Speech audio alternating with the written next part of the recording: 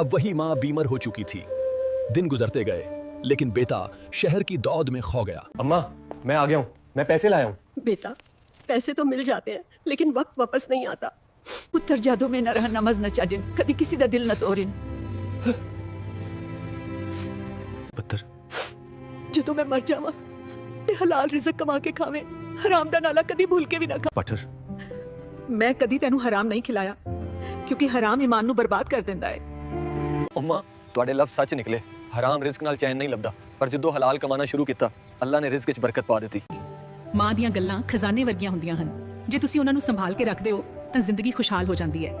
ਰੱਬ ਸਾਰਿਆਂ ਦੀਆਂ ਮਾਵਾਂ ਨੂੰ ਸੁਰੱਖਿਅਤ ਰੱਖੇ। ਆਮੀਨ।